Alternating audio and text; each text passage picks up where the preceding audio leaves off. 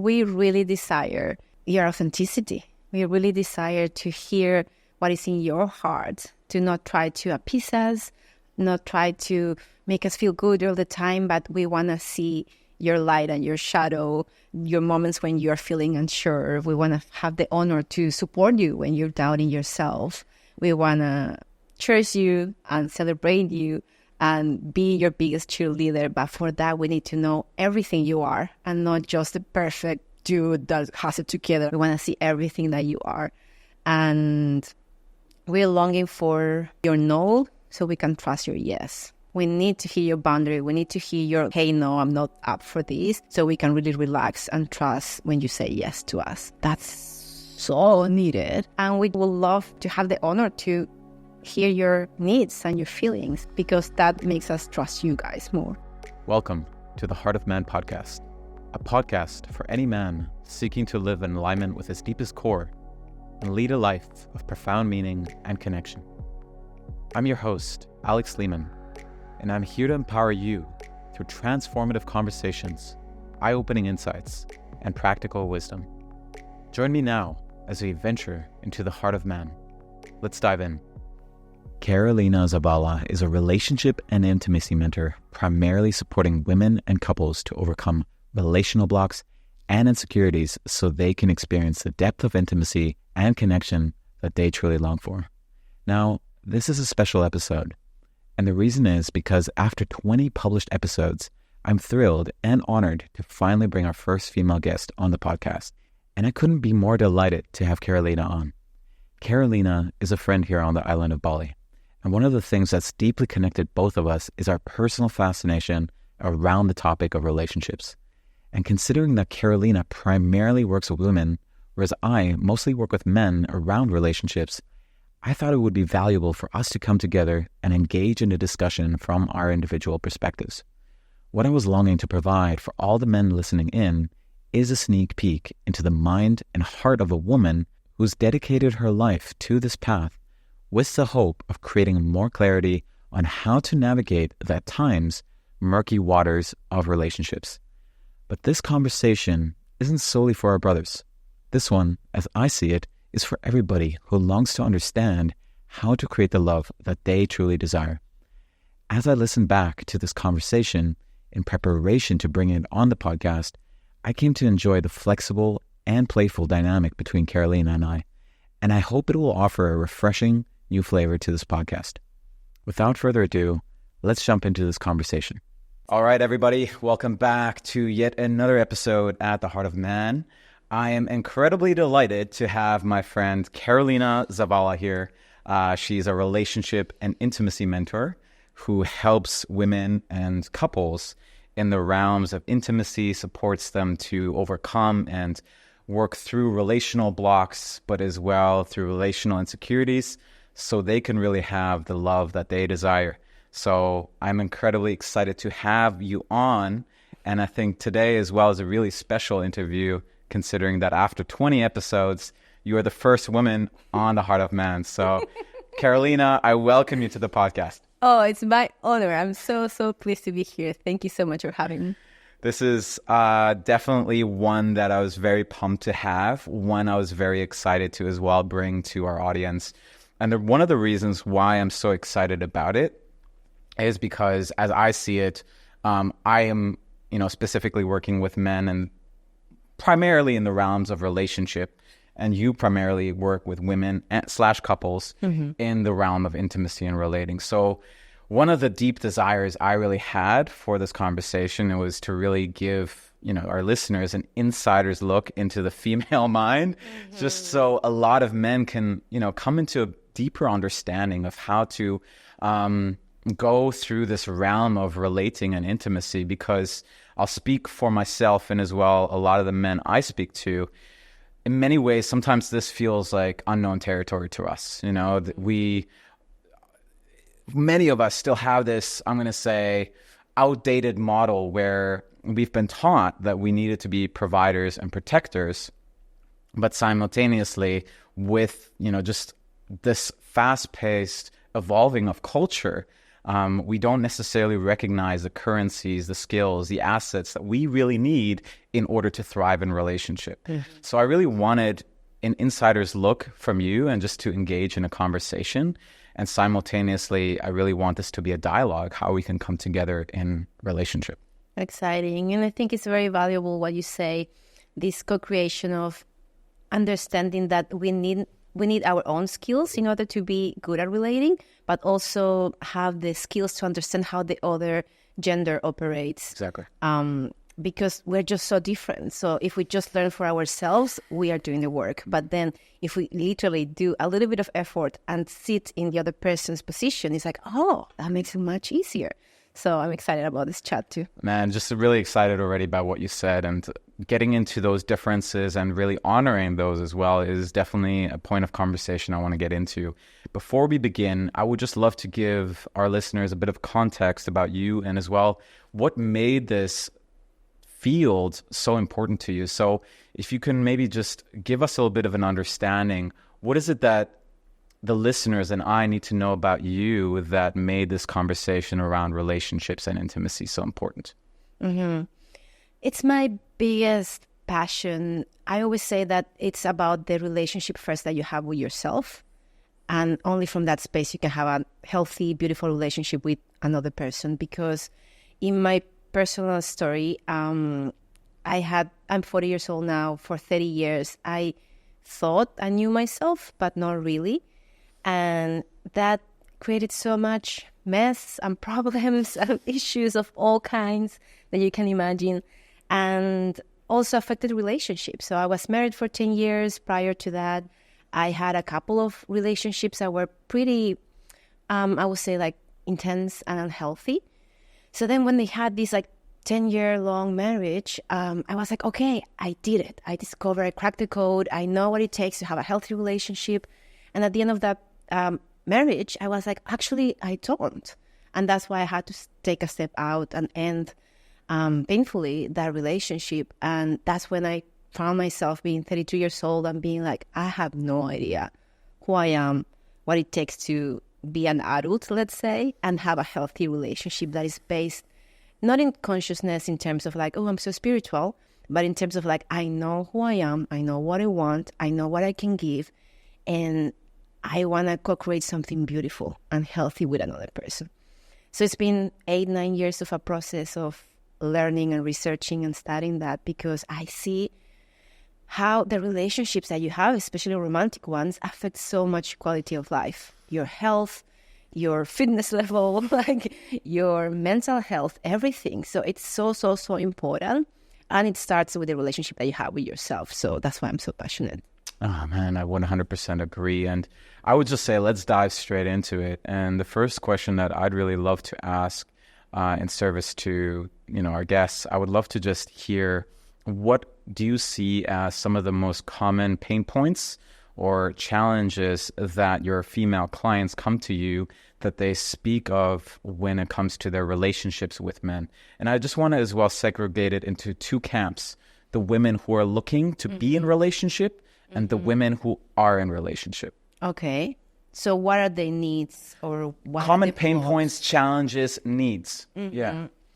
Okay. The women that are in relationship, they usually, I would say, they are also in two subcategories. They will be first the ones that are in a relationship that they're very frustrated in that context, in that container. They are there because they think that's what they need to be doing because of their age, because they must have that box ticked, let's say. But they're not happy, they're not fulfilled, they don't enjoy their relationship. And they may even be in love, but they're just not satisfied, let's say. And then the other camp where they are very happy and they love their partners, but they keep having issues, blocks. They don't feel seen, they don't feel loved, they don't feel heard. They keep having the same type of arguments.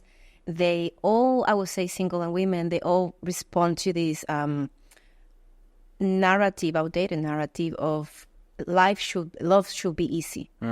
Love should be all like unicorns and like pink clouds and it should be all easy. If it's meant to be, if it's the right person, if it's the right love, it should be easy. It should be no arguments, no conflict, no problems. And of course, that is not reality. So they suffer in that process. And they don't feel enough. They don't feel they are good partners. They don't feel well loved, right? And then the single women, it's a little bit more, I would say, for me, it's really fun to work with because I can see that usually when you're single as a woman, regardless of your age, it responds a lot to these fantasies from Disney and Hollywood of like, you're going to find this like beautiful prince on a white horse that is going to come and save you and like sweep you off your feet and everything is going to be amazing. And it doesn't work like that, especially after 30 years old when you've had already a couple of relationships. You are a little bit more, not burnt out, but you have experience and you can see that love actually doesn't work like that. But you keep holding on to that fantasy and women really suffer in that. So that will be the main issue. Like single women just want to find their Prince Charming and they can't and they really struggle with that. All right. So there's a few elements that really stand out to me. So I'm going to ask a two-part question. First one is, I heard you say that one of the common complaints is that they don't feel seen, they don't feel heard, they don't feel loved within that relationship. So the first question I'd have for you is, what is it that men are doing / not doing that is leading to that? And then the second question, and no worries if you don't remember them, I'll remember it for you. Is you spoke to some of the myths that we as well learn, as you said, through Disney, Hollywood, whatever, about how relationships are supposed to look like. And you've already clearly stated that this is not how relationships go. And so I'm wondering, what would be a more mature lens through which we can look at relationships? I love this topic. Okay, 2 epic questions. The first one, what was the first one? First one, yeah. You got it? Yes. All right. I think they don't feel safe, loved, heard, well supported in relationship. And this is like a very nuanced topic, and I just want to preface it by saying that my work usually is not to defend women and help them find more ammunition of why men are wrong. Like, that's not my job. I usually tell that to my clients as a preface. Like, if you want to come here and vent about your toxic partner, I'm not the person for you. So in that sense, I try to find this balance where I show them that, yes, the partner could improve this or that, but actually it's a co-creation. They need to become more of this or learn more of that or let go of certain patterns in themselves in order to help their men bring the best of their skills to love them. You know what I mean? So in that process, usually what men, with that context, with saying that, is that usually what men do is that they try to respond to women's needs from the space of like, I'm the perfect partner.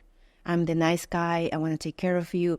Like, they want to fulfill that role that society oftentimes tells them. Like, if you're a good man, you're going to do this. You're going to provide. You're going to deal with all the emotions that your partner has. You're going to take care of everything. You're going to be stoic. You're going to be strong. You're not going to have feelings.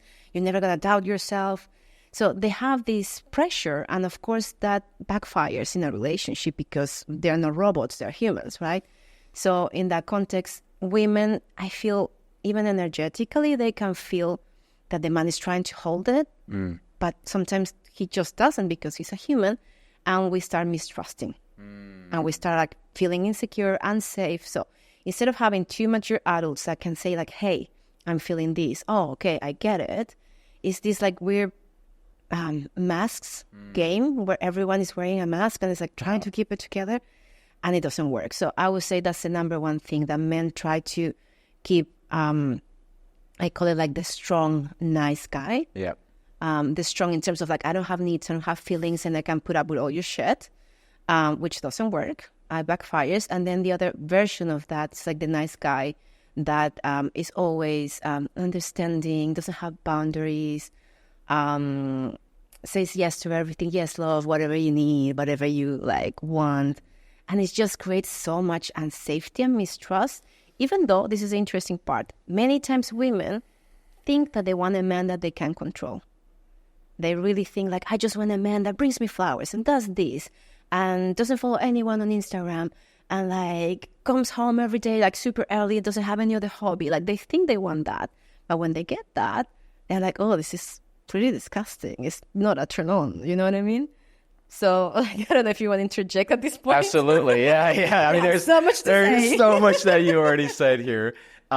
First of all, I feel like I can't have you leave on this cliffhanger for our listeners. What is it about that quality that makes it disgusting and is a turnoff for women? So we're speaking right now deliberately to kind of the nice guy who's overly accommodating, who maybe doesn't really speak his needs, his wants, and doesn't really have a voice. What is it about that is not necessarily attractive to a woman?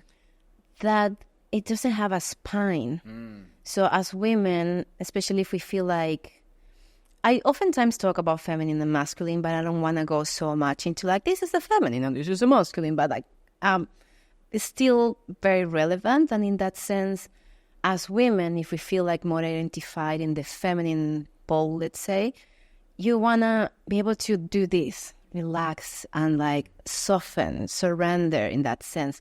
So if your man doesn't have a spine and is like a people pleaser or a nice guy, or let's say like a doormat, or any of those qualities, as a woman, you feel like kind of like, is this like reliable? Is this like, can I shake it? Or like, like it's not something that makes you feel safe. And in that sense, it can be appealing if you are very controlling as a woman.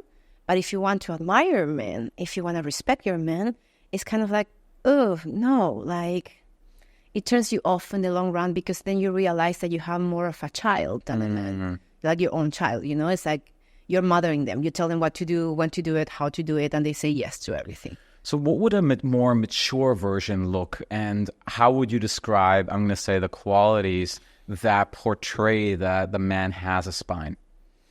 I would say a man that knows how to use boundaries, which very important nuance, doesn't mean someone that is super closed up and like a hard shell. Is more of a flexible boundary, like this is a no and this is what I need from you, and is attunedly expressed in an emotionally mature place.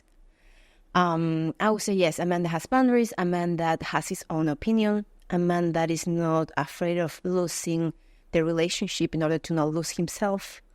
A man that knows his needs, knows how to take care of himself first, so he can be a good partner to the woman. Yeah. Those are the basics, I would say. Yeah, I love that. Yeah, let me as well offer you kind of my take on it, and I've definitely worked with a lot of individuals who kind of fall into that nice guy category.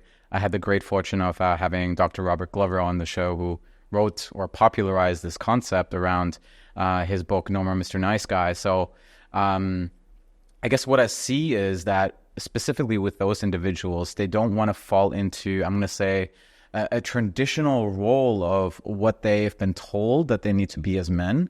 And so as a backlash, they're falling into the other extreme. But, as we talked about this morning, the other extreme or the other pole is just as unhealthy as the first one. So what it really needs is something more integrated and something more in between. And the big kind of shadow is, the nice guy is constantly looking out there and asking himself, who do I need to be and how do I need to operate in order to make my woman happy? But it's happening at the expense of themselves, at the expense of their authenticity, which, as you said, doesn't make him trustable and is a complete turnoff ultimately, because she doesn't know, will he ultimately, just say yes because he wants to please me, or will he as well say no when it feels aligned to him? That actually makes him more trustworthy. Definitely. And that's the thing is, when the relationship, the dynamic gets into that point where the man is trying to he's abandoning himself in order to continue the relationship or keep the peace or appease the woman, which happens a lot. Unfortunately, it's like you're not dating your man anymore. You're dating like the shell, the appearance of a good man. And you can feel that as a woman. As I said at the beginning, if you're a very controlling woman, you may like it a little bit, but after a while, it's a turn off because you cannot feel it. There's no solidity. You cannot trust it. Is this real, or you're just trying to appease me? Can I really trust you? So it's very unhealthy, unfortunately. Yeah, valuable. And I just want to as well jump into the other camp where we communicate a little bit more about, this, character or this man kind of falls more into the realms of the traditional kind of narratives that they've been taught about. I need to be a protector. I need to be a provider. I need to be a stoic man who has no feelings and just need to, pretty much have this unwavering presence around me. And what I heard you say, if I'm not mistaken, is that also is not trustworthy, or it doesn't necessarily create safety. I'm curious to hear why that is.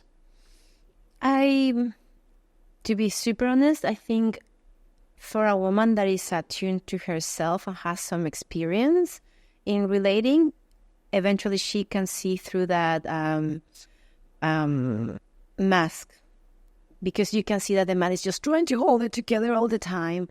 But if you have a little bit of empathy, you can see that the man probably is also, let's say, suffering or being stressed. And it's like basic, I would say, relational experience. Like your man can be super stoic and try to keep it together at all times, but you can see that he's not sleeping, that he has, stomach issues, digestion issues, he has skin stuff going on. Like it shows in a way, or, usually it shows a lot in intimacy, in sexuality.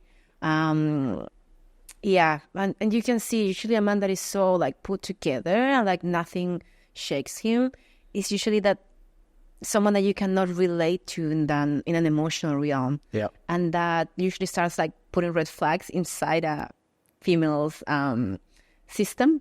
And then you start testing him, like start trying to shake him to see, like, do you actually feel anything? So like there's always ways that you can start feeling the disconnection. So it might not be necessarily like computed in your brain as like, oh, I cannot trust him, but something subconsciously tells you this is not okay. There's something wrong here. Right. Really interesting. And I would love to as well maybe just provide my own take on that, which is I see those men, whom I work a little bit less with, but I see that they're over-identified with being the protector on the physical side of things, being, let's say the provider financially, or, taking care of kind of like the basic needs, which is beautiful and so important and so needed. But there is a bit of an absence of focusing on the emotional safety, which I've come to recognize how important, how essential it is as well in my own experiences in relationship. And the reason why there is an absence of, I'm going to say, emotional safety is because that man is disconnected from himself and his own emotions. And that's kind of what I found as well in myself, because I was so disconnected from those. I was trying to hide those. My woman, very sensitive, has a sixth sense. She can feel everything. And she can feel, even if she's not like consciously saying that, you're fucking lying to me. You're lying to me. When I say no trust, it's right. Like, can I actually rely on you? Can I trust you? You can see that there's something off. So exactly. Yeah. And then the big question as well that arises is, well, if you don't know what's going on inside yourself, if you don't feel yourself, how the hell will you know what's going on inside of me? How the hell will you be able to support me when something arises for me if you're completely shut down in your own emotional landscape? Exactly. Yeah. Oh, that's so important. Like it's spot on. Yeah. So for that man, I'm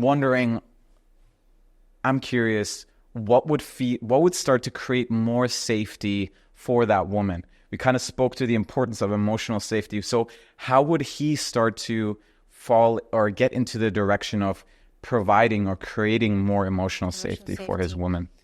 Well, besides I would say, obvious of taking the steps to get to know themselves and start feeling their emotions, do some therapy, do coaching with you or some other person. Besides the obvious steps, I find it very beautiful that when men can actually say, I'm feeling something and I don't know what it is. Because many times they just don't know, they don't have the vocabulary within themselves or externally, but they have feelings. They have like even like physical symptoms, like, oh, I'm feeling like closed up or stressed, or like I need to run away from this conversation. I don't want to talk to you anymore, woman. Like whatever it is, but put words into that as a woman make you feel a little bit more safe, because you're like, oh, he's acknowledging this. He's not trying to be like, okay, super stoic or like very avoidant about it. He's like, okay, my love, I'm feeling like I need to stop this conversation right now. I'm feeling overwhelmed, or I'm feeling too stressed out. Like, put words into that, even if you don't know the exact feeling and why you're feeling it, that's okay. But that already gives a little bit of safety. I love this. And I want to just highlight the fact, what I'm hearing you say is that the man doesn't necessarily need to know what is going on inside of him. Because the way I understand men is that would be a blockage for them to communicate that. Because usually there is this sense of, we need to have it all figured out, and we need to understand ourselves, and we need to be able to lead ourselves fully. And what I'm hearing you say is actually more trustable for him to at least communicate, there's something going on. I don't know what it is yet, but I need to lead myself through this right now. Versus completely ignoring it and not communicating it at all. Because as a woman, you can feel it. So you can try to like be like, blah, blah, blah, nothing is going on, but actually you can feel it. And I think it's a human, humble thing to do, but especially as a man in a relationship, when you say, I'm feeling something, I don't know what it is, either I'm going to take care of it or I'll figure it out for us. Like, those lines together do something in a woman's system, nervous system. It's like, oh, okay, he's going through something. He doesn't have it super clear yet, but he'll figure it out. It's like, oh, okay, I can trust him. I love that. And the way I like to communicate it, to me, that's leadership in a relationship, right? It's as leading yourself effectively, but also leading the connection with your woman, because you recognize, I have this thing going on. I don't know what it is yet, but if I remain in this dynamic right now, we're going to create rupture. So I'm going to leave. I'm going to create distance from this dynamic, and I'm going to create some form of structure that allows us to work with that. I'm curious to hear, tell me about the importance of leadership, and as well providing structure in relationships, specifically for a woman. Yummy. That's one of my favorite things. I'm like, leadership and providing structure. Yum. So this is good. I want you to highlight why that is so good, because honestly, before I got into the language of David Data, John Wineland, even like more tantric philosophy, I didn't even know that this is important, right? So I want you to would you be able to communicate why is this important? Let me feel into it. I think it's because, I just need to give a little preface. When a woman is, let's say, I would say like the classic boss babe that we so try to celebrate in society these days, like someone that is a super accomplished and like has a six-pack, and she goes to CrossFit, but also Pilates and meditates and like does green juices every day and fasts and like has a good like social life and like family life, is like trying to keep it all together, juggling all the things at the same time. Clearly, I don't know how to juggle, but you know what I mean? Like, she's trying to tick all the boxes and keep it together. She's responding to that archetype. I call it like the boss babe, the perfect woman, the perfect girl. And usually that woman is actually more, I would say, in her masculine or in her mature feminine. So in that sense, she's so disconnected from herself. And oftentimes that kind of woman is going to want also her match. So a nice guy, a doormat, a perfect man, or a very stoic guy. You know, like all these kind of like, I would say, kind of wounded or immature archetypes of men. If I can just jump in here for a moment, can you clarify, why is that type of woman, that boss babe, why is she more in a masculine, energetic? Because she's just focused on doing and producing and being efficient, and it's just the masculine energy of like, how can I do more? How can I be more productive and more effective? And it's external. It's about doing instead of just being or flowing or breathing, or whatever it is, right? So in that sense, there's nothing wrong with that, like, if you want to, but I always say, like, put it in the right category. Like, be the boss babe for your business, but not in your relationship. Be the boss babe if you want to, like, I don't know, run a marathon, but not in your free time on the weekend. You know what I mean? Like, know how to allocate what where. So in that sense, the problem, I would say, in relating is these women want this kind of man, right? Like the very, like, how to say, like the perfect guy too. The guy that is not like real, like to himself as well. So like that doesn't work. So a woman that is, I would say, more aware of these unhealthy dynamics is going to want a different kind of man, a man that is knows how to create structure and leadership so she can be in her feminine and be a little bit more softer, not having to prove her worth through accolades or accomplishments or money or like six packs, you know what I mean?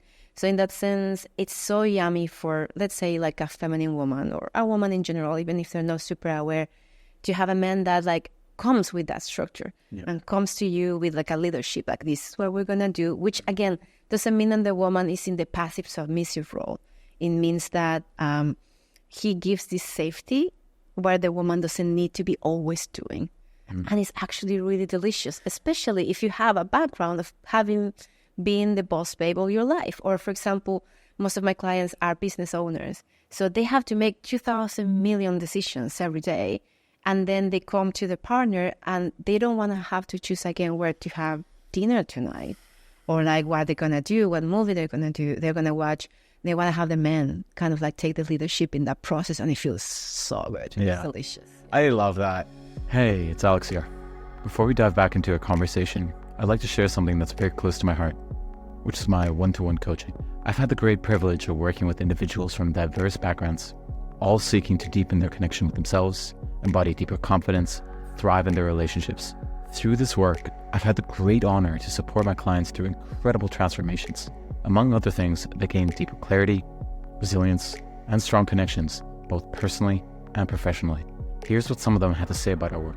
I was able to fully reconnect with myself, which enabled me to fully reconnect with my partner. All of a sudden, I was having discussions that I had feared, that I had avoided for years. I started leaning into conflict. I felt more empowered. And I was just blown away by how skilled he was as a guide, as a coach.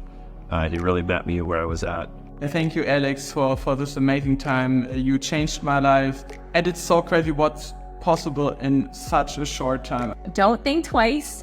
Sign up, take the leap to join him at any of his courses and programs. You will not be disappointed and you will come out a new, incredible, evolved version of you, and it's going to be amazing. I feel more confident, more grounded, and in control of my emotions. If somebody is actually looking to join it, I would say it's a no-brainer. It was just a beautiful and magical experience, and therefore I'm going to work with him in the future for sure. And when you seek change in your life, when you seek more happiness and freedom in your life, then you definitely should start with Alex. As you can see, people from all corners of the world have experienced profound changes. And while I'm constantly evolving in my work, my one-to-one coaching remains my favorite offer. The intimacy, dedication, and transformation that's present within this container is undeniable. At the time of releasing this episode, I have just 2 slots available for my one-to-one coaching. If you feel called to take the next step, don't hesitate to reach out. You can find a link to my website, shoot me an email, or DM me on Instagram, and you'll find all the details in the show notes below. Now, a quick disclaimer. Availability might have changed by the time you hear this, but my encouragement is to not let it hold you back. Reach out, and I'd be glad to explore how I can support you on your journey. Without further ado, let's get back to our conversation. And yeah, I would like to as well make it a little bit more tangible now for the listeners around, we're throwing out these big terms, leadership and creating structure, but some individuals may think, well, those are all great, but I don't know what that really means. And I would like to maybe just start off by just sharing a personal example. I recall being in a relationship around 2.5 years ago, and I remember how at that time I really was still kind of playing out that role of wanting to do everything that I can to accommodate or please my woman. And, and then I recall that we were going to go out, just to spend the night somewhere in the mountains. And, I was attracting very strong, successful women into my life. And Perfect match. And it was beautiful for me to witness how within that trip, she was really solid about not wanting to be in the doing role, not wanting to be in the leading or directing role. And she pretty much brought it to me, and then noticed how much anxiety it really created for me. Because at that time, it was still not comfortable for me to go into that position. And the reason why it was not comfortable is because I was still too attached to the woman's approval of the decisions that I make. but also was fearing the rejection that may occur, or maybe as well the disappointment that may occur if I were to make the wrong decision. So there's a reason why men don't lead, and I just want to point that out by stating my own. Yeah. And I recognize how I felt completely frozen within the 36 hours that we were away, and it kind of actually as well caused a huge argument. But that is a memory that I won't forget, because it showed me to the importance of this. And, you know, of course, I went very diligently into, you know, the understanding of what that means, but as well going into that. And within my latest relationship that I just came out of, what was really exciting to me was how the response that I received from the woman when I was leading, when I was directing. And I could feel the openness, right? And, you know, I could see that in you right now, this enlivening, this, I'm going to say, juiciness that starts bringing out. And that's what men want. Right? And that's why I'm so passionate about this topic, because it's so beautiful. It's this like constant synergy that happens when you like, men do this and the woman reacts like this. So we feed this into you and you want to give more of your masculine energy and want to be more in the feminine.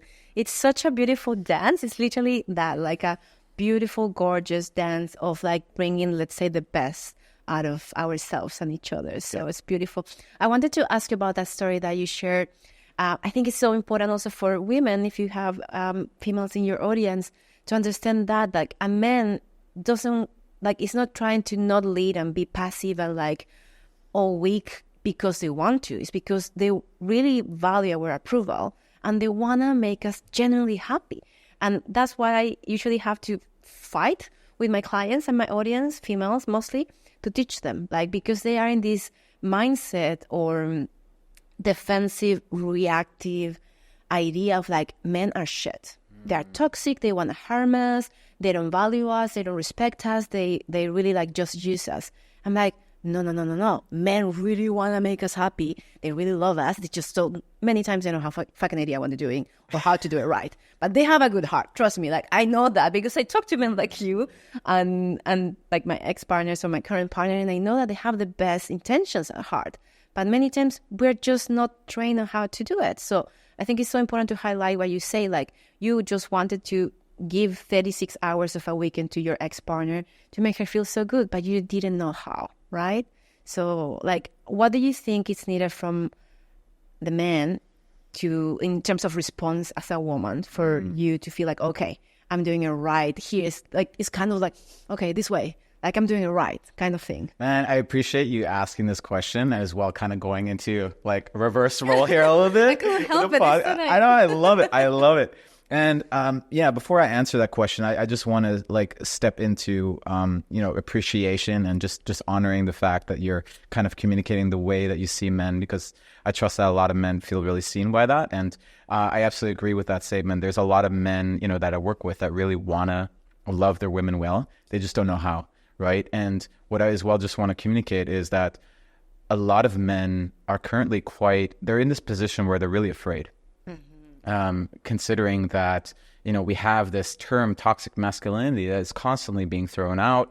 We had the Me Too movement, you know. The narcissist, everyone's narcissist now. Absolutely, right? You know, so we had these movements 6 to 7 years ago, you know, which were so needed. And we really brought, you know, a particular type of man, a particular type of individual into integrity. And it was so essential. It was so needed. But I think as well, the backlash that I'm seeing is really that a lot of men, as a result, are starting to get very terrified. And they're jumping into this role where they're either collapsed, they're like completely checking out, or they're just kind of coming into the nice guy. So to answer your question, I think what would really help men in order to actually feel safe enough to start leading is to be appreciated for their masculine qualities, to recognize, to actually be acknowledged that masculinity is not toxic, and those attributes are actually beautiful, and you actually want those from us. And we want to feel as well what it does with you when we protect you guys, and when we provide for you, and when we lead and direct, and how that opens you. And I think that's as well one of the things that I really want to be a stand for. I want to really create a new narrative of what about what it means to be a man, and as well for a man to really not push those qualities away, but rather bring them in more fully with a connection to the heart. Oh God, like that's beautiful sacred work where you're doing like exactly what you say, like how to bring those qualities of leadership, structure, like solidity as a man, but that is still connected to his heart and his emotions. Like that's the medicine that we need in the world, literally. Seriously. Yeah, thank you, Carolina. I really appreciate it. And yeah, I feel kind of called as well, just to jump a little bit into this conversation around creating more juiciness, let's say sexual spark as well in the relationship, because I know as well that is one of the things that a lot of men are most deeply longing for. In the specifically more in the men who are in relationships and have been in those relationships for a while. You know, the initial spark kind of dies off. And then they're in these like relationships where, you know, in the strongest expression, let's say, they're just more roommates. And so I'm curious to hear, and I feel like we've already been touching on it through leadership, direction, emotional safety, but what would those men really need to do in order to create more aliveness in the sexual realms for their women? What would you say as a woman? Oh, that's a good question. It's fascinating because I feel like I need to like change the order of things in my brain, because I usually teach women what to do, not men. So I'm like, what men can do? That's a good question. Let me think.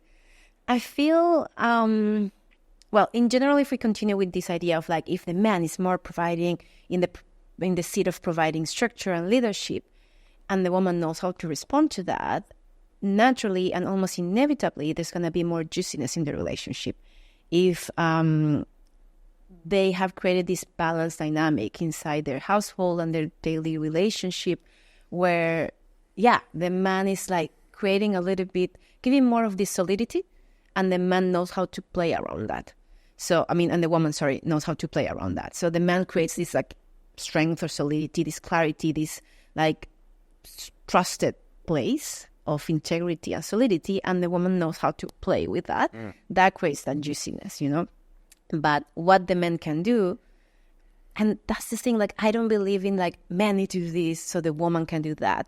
That like egg or chicken situation, I feel is like very codependent, because we go into this childhood game of like, you need to do this so I can do that, and I'm not going to do this unless you do that first, you know? So it's like very immature and irresponsible. So as we were talking about this morning, it's about having this radical self-responsibility of like, I want to do this because this is my value and this is what I believe I should be operating inside a relationship. So in that sense, what a man can do, I would say, imagine how you were at the beginning of a relationship.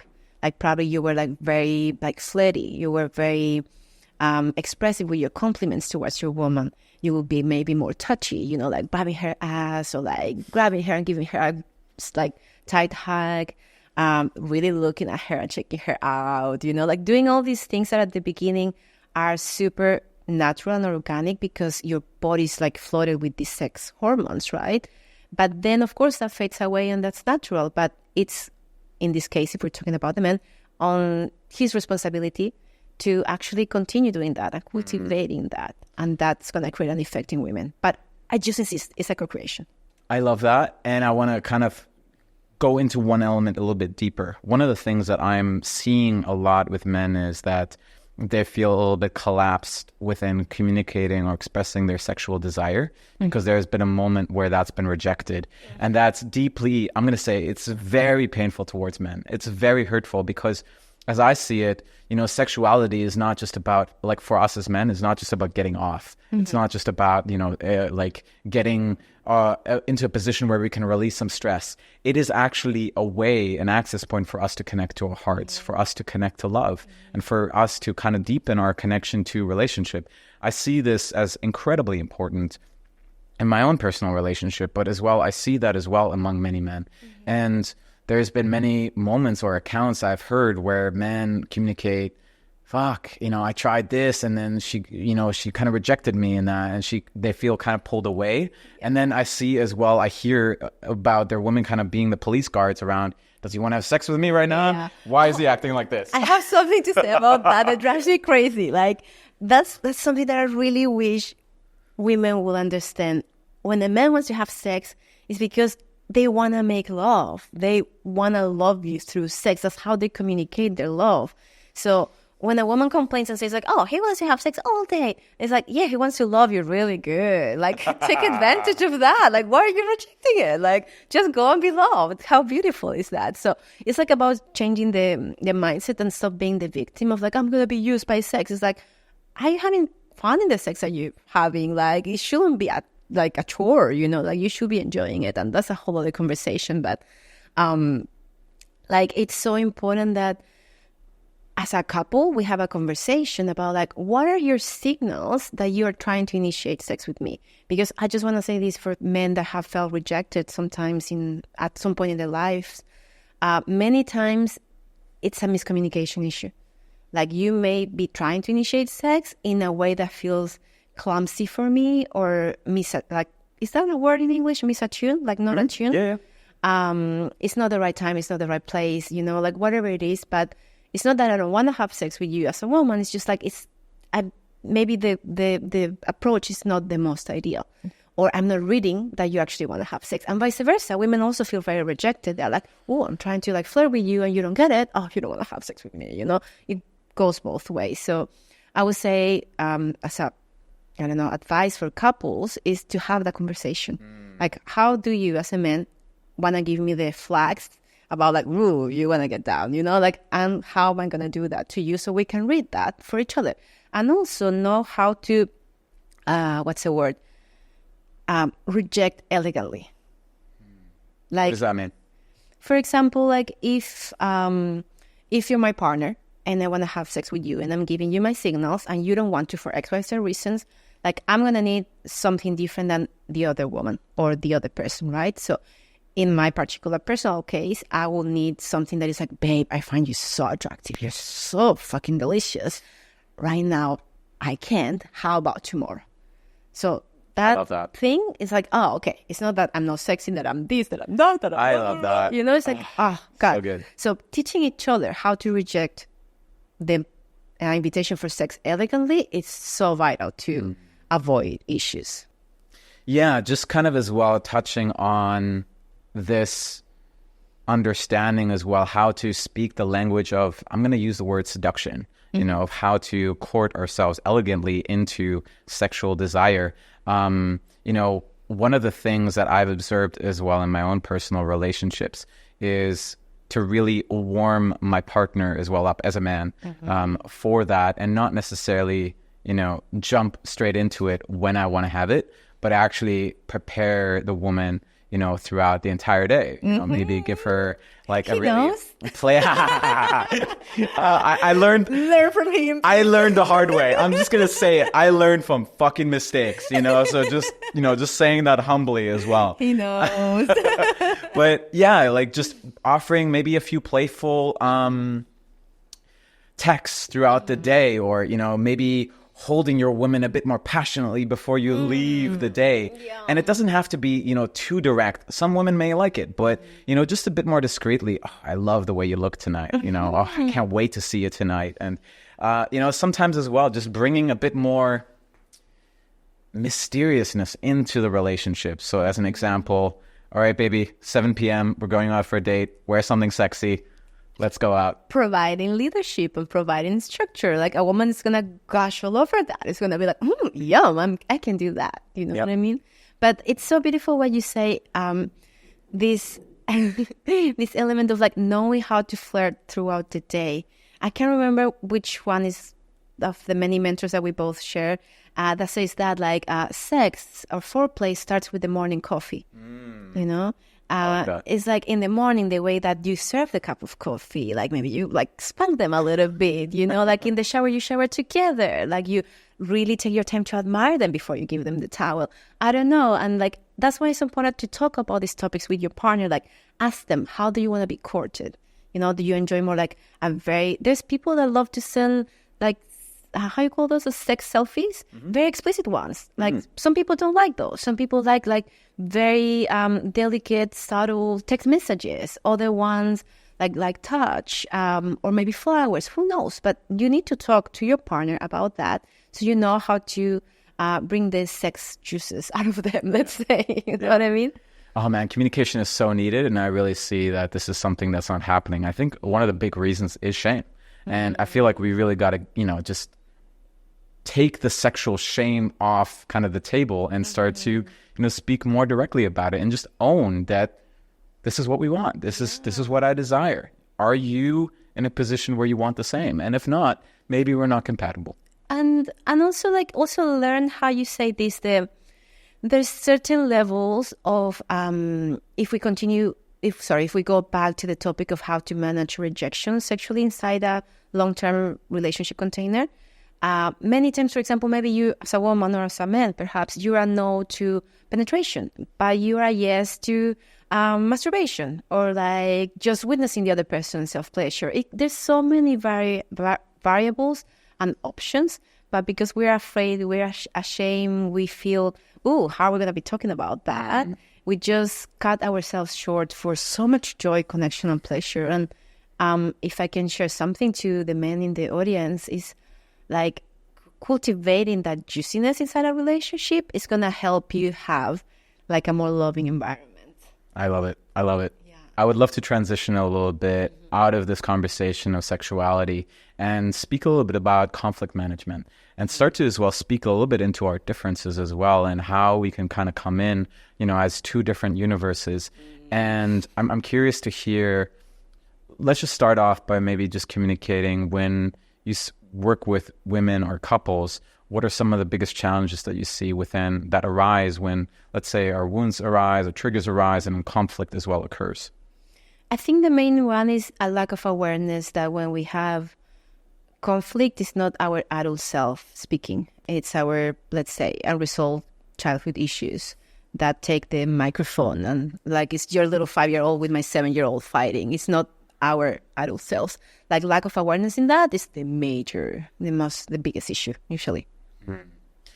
One thing as well that I'm really seeing, and I totally as well agree with what you said, it's definitely kind of our regressed self that's kind of like talking to mom and dad who didn't, ultimately find it when we need it. Exactly, right? But I think as well, and a big thing that I'm really seeing is, I'm going to say unskillful communication, So I'm wondering as well, how can we communicate with each other in a way that actually leads to connection and doesn't create even more rupture?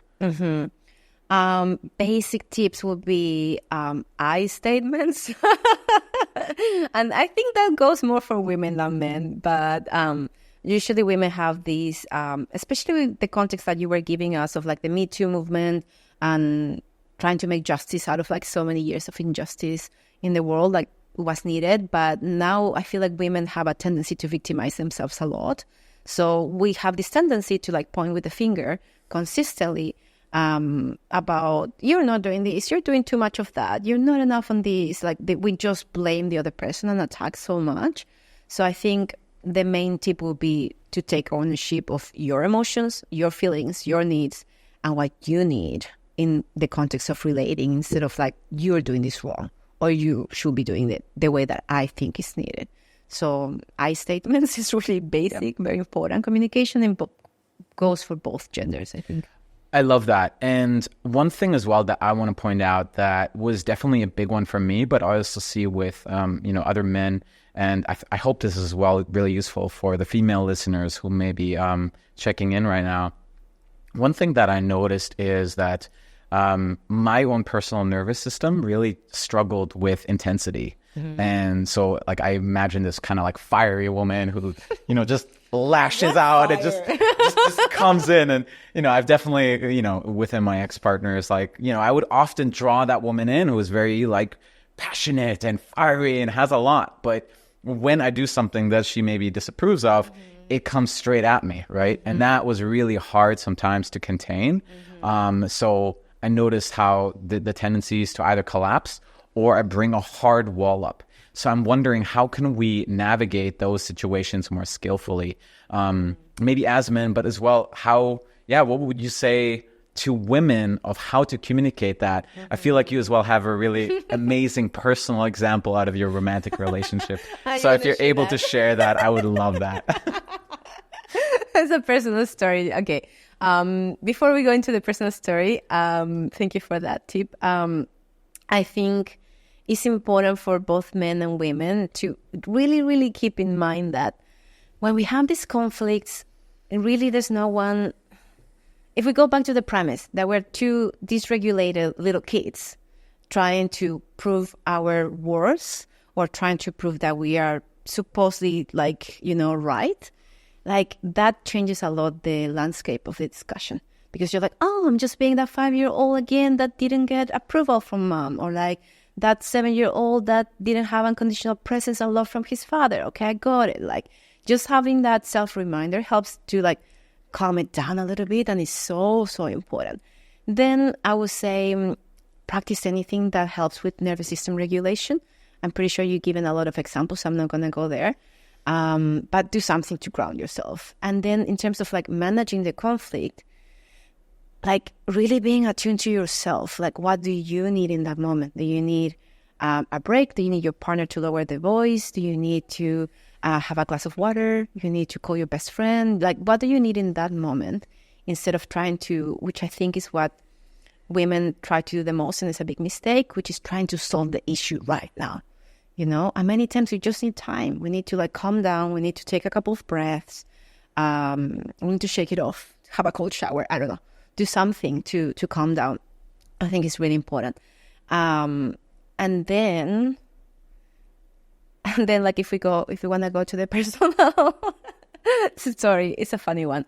So as you were saying, it's true. I'm a very fiery woman.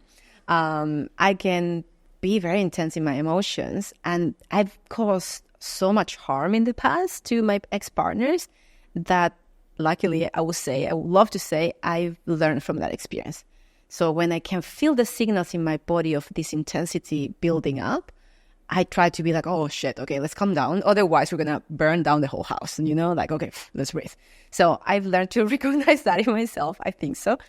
And I try to take different routes to communicate what I need. So the story is a little bit funny because we were having, with my current partner, let's say a day-long disagreement, a fight about something.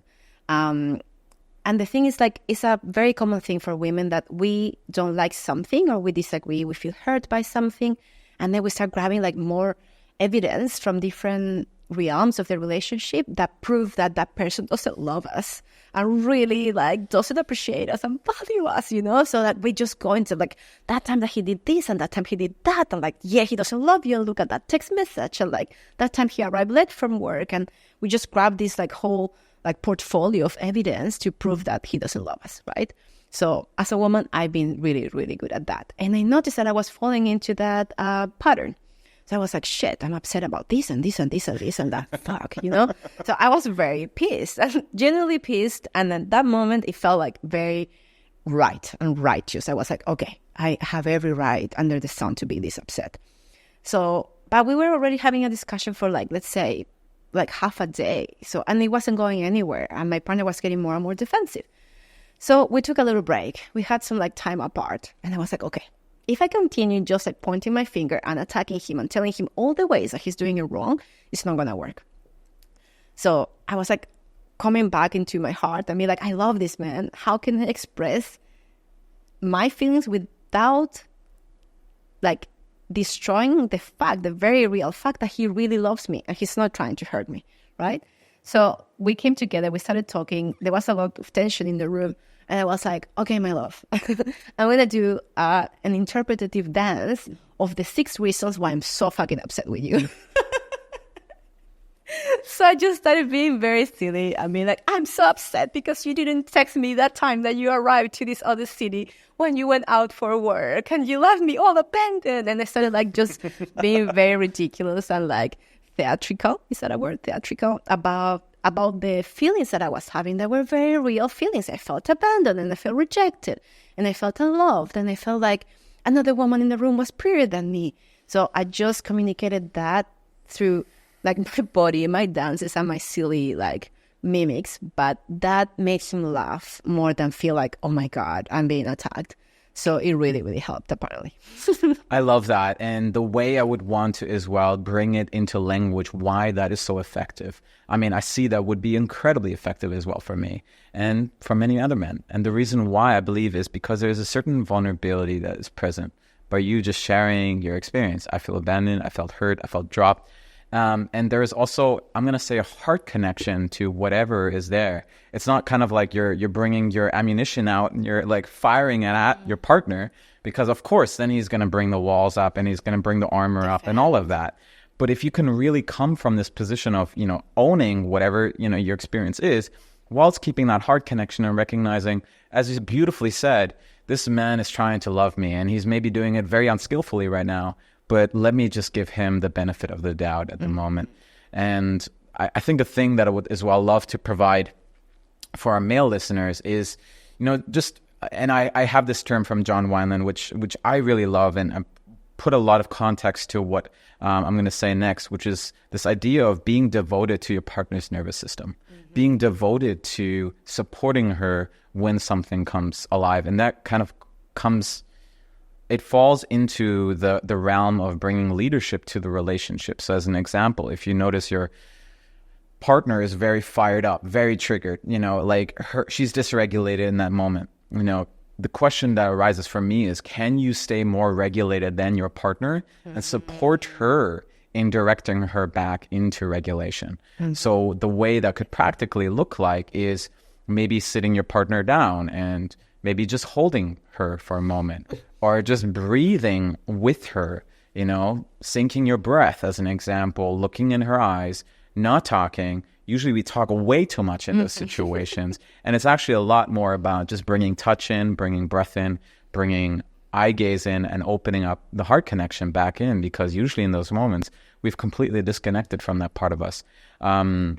So that's what I would love to bring in. So it could be as simple as holding your partner, or just bringing or applying a little bit of pressure maybe down into the thighs just to ground your partner, sinking your breath and just opening yourself as well up and feeling into the pain of your other partner before getting, let's say, all defensive about what you did or what you didn't do. Yeah, that's so beautiful, because it's super true. Esther Perel? Yes. The famous Absolutely. for couples. She always says that, like, underneath a complaint, there is an unmet need. So as a man, they see the woman being all like fired up and intense. And normally a man will be like, oh my gosh, she's so crazy, right? And like try to escape or avoid or try to fix, right? Instead of saying like, oh, she is not acting up because she hates me. She's acting up because there's an unmet need. How can we help her get that need expressed correctly in a way that is not abusive towards me, right? Or attacking towards me. And then we can try to acknowledge that. So there's a big difference in that. And what I would love to add to what you brilliantly say about how to support women as a man in a relationship is to also bring a little bit of lightness and humor. You made me think a lot about my partner. He usually, when I'm getting a little bit, like start being a little bit sassy around him, he just looks at me in the eye and he's like, okay, sit down. And like, he just like, implies like, what do you need to say? Like, vent it out, like kind of thing. But it's in a funny way. He's like, okay, just sit down. And I'm like, okay, like because I'm upset about this and that, so I can express what is going on. But it creates like a safe space where I know he acknowledges that I'm not trying to attack him, and I acknowledge that I'm not trying to just like hurt him with my words. So a little bit of humor, a little bit of lightness. So, for example, I have a really good friend that is a male conflict management expert, let's say. He always says this, it's like, as a man, just tell me, give me a heads up. I need 1 second to like get myself like equipped to deal with your emotions, but just throw the word emotions or like pineapple, like a safe word that makes me like have the capacity to be like, okay, we're ready. We can deal with your feelings, but like we just need that heads up, because as women, we just expect men to be always super attuned and very present and very grounded, and like, you guys are humans, are not robots. So just I fucking love that, what you just said, and as well, just kind of like really acknowledging this friend of yours around what he said, because I agree with that. If I'm prepared, if I'm ready for it, I can take everything. Right. Like literally, I've been in retreats or like workshops where I had women fucking shouting at me and bringing it all. And all I had to do was just hold space and just be present with it. Because you were mentally prepared. I was mentally prepared for it. However, if it comes out of nowhere, that's really jarring to my nervous system because my heart is open. I'm here to love my partner. And then it's like, boom, grenade.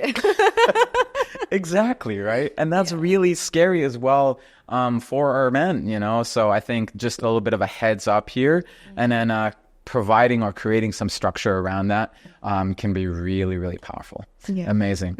Well, man, this has been such an amazing conversation, and there's a few more points that I would love to get into before we close off. So maybe, I know we touched on this topic around, a lot of us have been taught this myth about what relationships are supposed to look like. And I feel like in many ways, we've already been describing how it's actually not that, and it's something different. And we've been communicating in different ways. But I'm curious, if I were to ask you that question a bit more directive again, so kind of speaking into the myth that relationships are supposed to be easy, what would you say is really required in order to create a successful relationship? Speaking to the element of your question of the myth of like the perfect relationship is void of conflict and disagreements and stuff, I think the number one thing to remember is that conflict actually is healthy, is necessary. It's just about how you manage conflict and how you do repair. And I think like that's something they should really teach us at school, because we just grow up and go into relationships expecting for everything go perfect all the time, and it just doesn't work like that. But then when we have conflict, we don't know how to navigate it and we don't know how to repair. And actually every research about the longevity and health of relationships says it's not so much about not having conflict, it's about having repair and knowing how to do it. So I think doing a little bit of investigation on what will work for each couple is important. And then in terms of how to have a healthy relationship, communication and self-responsibility. That's the number one thing. We were talking this morning about, I think like my biggest personal school was doing 2 years of the same way that exists the Alcoholic Anonymous. I did Codependent Anonymous because I was stuck in this 3-year on and off relationship. And I was like, I understand that it's toxic for the dynamic, that we are co-creating something that is not working for either of us. Why I cannot live it? And it was because we all have these codependent traits, but in my case, it was super strongly present. So what they teach you the most in this 12 Steps program is to take radical self-responsibility and be fully sovereign. Because you can continue talking about the ex that is narcissist, or like how your partner never hears you, or how like everything works against you. But actually when you realize that everything depends on you and is in your hands to control, and the only thing you can control is your 50% of the 100% of the relationship, like things start growing a little bit better because you stop expecting for your partner to fix everything. And it's like, okay, but what is my side of the fence? What do I need to take care of? And for example, in my experience was how to communicate, how to manage my emotions, how to express when I was upset instead of like scream at my partner, for example. So I think the number one advice to any couple would be both of them have that self-responsibility of being humble and saying like, yes, I'm a coach, and also have really like a healthy patterns when I'm upset, you know, or anything that applies to you guys. That, and ideally having some sort of support of any kind. Yeah, absolutely. Yeah, this is beautiful. And I mean, again, there's so much that I could go into here, but just want to as well honor our time. So there's a few final questions I would like to ask you. One is, I would like to just maybe take a moment and just offer your voice here, maybe as a plea to men from our women, you know, who are ultimately maybe longing for something, desiring more of us. So I'm wanting to maybe just take a moment here just to allow you to speak for the women that you work with around what is it that they're truly longing for, and what is it that they're desiring in our men. Oh God, I feel moved. I'm like, what a responsibility to speak on behalf of women, directly to the hearts of men out there. Thank you. I feel on behalf of women, we really desire your authenticity. We really desire to hear what is in your heart, to not try to appease us, not try to make us feel good all the time, but we want to see your light and your shadow, your moments when you're feeling unsure. We want to have the honor to support you when you're doubting yourself.